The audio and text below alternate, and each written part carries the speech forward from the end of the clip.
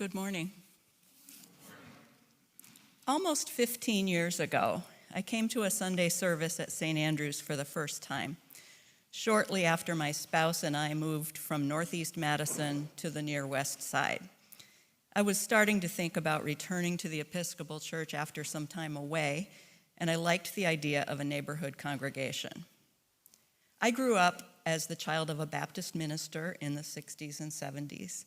I was a high school Jesus freak and then a college evangelical, and I eventually questioned a lot of what I had been raised to believe. In my 20s, I was introduced to an Episcopal church in Ann Arbor, Michigan, another St. Andrew's, actually. Although it took me years, and although I struggled first with whether it was evangelical enough for me to defend to my fundamentalist father, and then with whether it was progressive enough for who I felt I was becoming, I was eventually confirmed there. I moved to Seattle in my 30s, where I joined the congregation at St. Mark's Cathedral, where I met my first close gay friends and came out as a lesbian myself. By the time I moved to Madison in the mid-1990s to be with the woman who would become my spouse, I was exploring other faith communities. Martha had been a Quaker, and for a while we worshiped with the Madison Friends meeting over on Roberts Court. When we got non-legally married in 1998, we had a Quaker-style wedding service. Then we found ourselves drawn to a small Unitarian Universalist congregation pastored by a formerly Southern Baptist lesbian, and became involved there for a few years. Eventually, our lives took some turns away from any organized faith community, and I spent some years enjoying, for the first time in my life, a whole different kind of Sunday morning with no obligations at all. Which brings me back around to that Sunday in early 2009.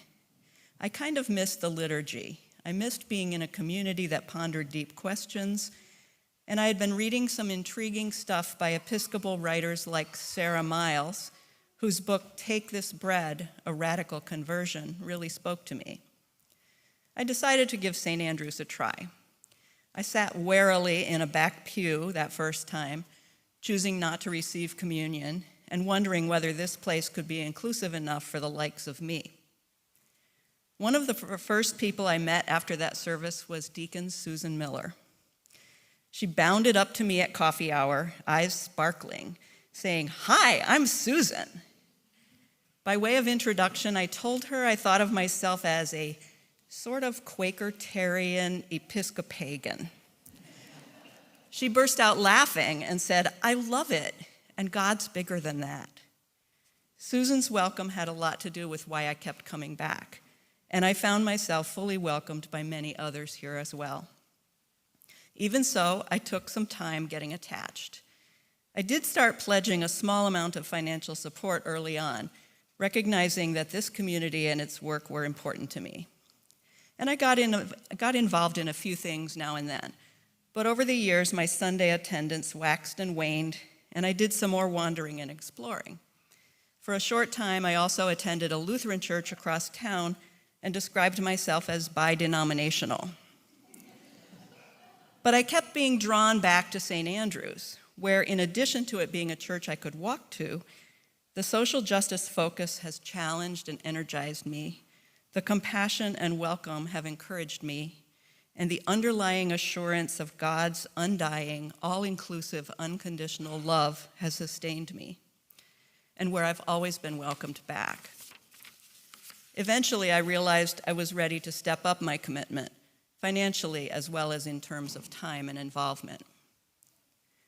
One of my favorite songwriters and folk singers is Carrie Newcomer, a Quaker whose songs are not overtly religious, but which I think convey spiritual and theological truths. One of them, called Room at the Table, includes these lyrics in which I hear something about the Eucharist and about stewardship. "This is where it all begins. This is how we gather in. There is room at the table for everyone. There is room for us all, and no gift is too small. There is room at the table for everyone. There's enough if we share. Come on, pull up a chair. There is room at the table for everyone." Indeed, there's room at this table here at St. Andrew's for everyone. including those of us unsure of what we believe, those of us wandering or wary, and those of us who can't quite commit yet.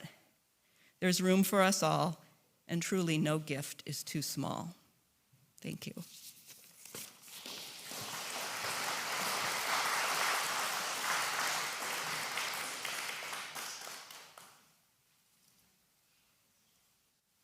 And now let us walk in love as Christ loves us and gives himself for us, an offering and a sacrifice to God.